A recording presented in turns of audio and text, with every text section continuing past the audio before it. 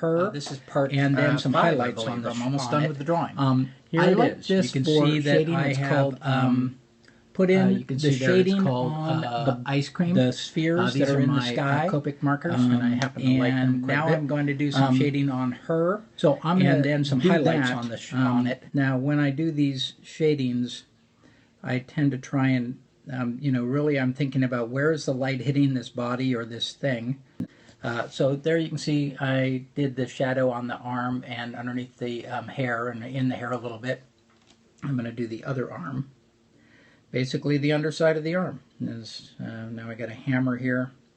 I do it underneath the hammer, the bottom side of the hammer. Pretty simple though. I'm not trying to be too involved with the details of it. Don't want to get too trapped in thinking that that's the most important thing. I just want to give the feeling that there's some volume to it. I'm going to make some highlights. For the highlights, I tend to use these markers called Montana markers. They're water-based acrylics. And I kind of like them. I usually start with yellow because yellow gives a warm feeling that will make it look like kind of the sun is shining on it a little bit. I won't keep it all like that. I'll use white as well.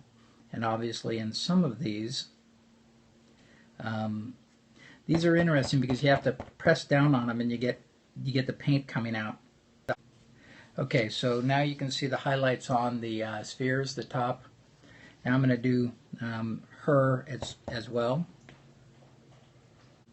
So there is something that happens when I'm drawing. When novelists sometimes talk about in their writing, and I'm a writer too, they talk about how the story just kind of writes itself and they just follow it along. Well, the same thing happens in my drawings. I tend to have what I think might be a good direction for them, but then they kind of take their own course. And, I realize, this is going to have floating spheres in it. Why? Well, it had to do with my thought process as I was creating it. That I wanted it to be about balance. I wanted her to be balancing on something. I wanted the idea of it to be a dream sequence. And I like the simplicity of it being a sphere. Okay, so there you can see that pretty well, I think. You can see the shadows that I have and then the highlights. Some of them are a little bit thick, and I will go in and correct those. Oftentimes I'll correct them either with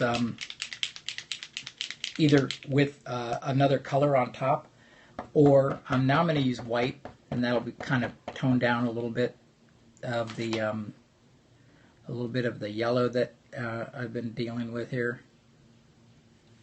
But this pen's a little bit funky. Sometimes I don't really like this white pen. It can be a little splotchy, so I kind of have to watch out. As a matter of fact, I think it's a little bit much. I might go with where is it? Here it is. This is Copic. It's a acrylic paint, but it's by Copic, not by Montana, and it's just a little brush basically. So I think I'm going to use that instead, and have a lighter line of white instead of the thick one that I just had with that. That one was a little bit clunky and I didn't really like it. So you can see on the hammer, or on the chisel, I've already put a little bit of light on that. I'll come back in and do a little bit more to make it smoother. But I always try and remember, I'm working in on a napkin. This is not the best surface. It's very rough. It's very overly absorbent, so oftentimes things go where they aren't supposed to go. They bleed and things like that, but that's okay. I mean, I like that. I'm used to it. I've been doing it since 1998, so been doing it a long time. I kind of know how to draw on these, but it still can be a problem when you're trying to get something fine, some fine light done. So you can see I'm putting little white dots on all these.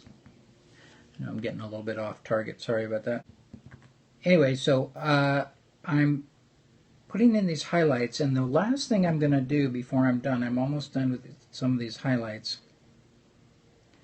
is I'm going to put in a reflected light, which is kind of interesting. It's going to actually be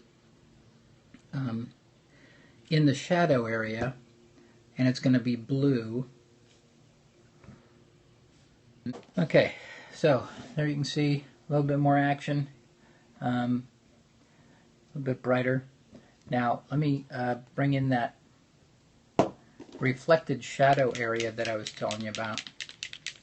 I'm going to use this blue that looks kind of bright, but actually it's great for defining the bottom side of a shadowed area. Okay, I think that looks pretty cool. What do you think? Okay, so I think for now I'm done. I'm going to look at it a little bit. I'm going to let it dry. It won't take long. It dries really quick. And I'm going to do a little bit of cleanup, and then I'm going to go scan it. And I will show you what I do when I scan it and in the next segment.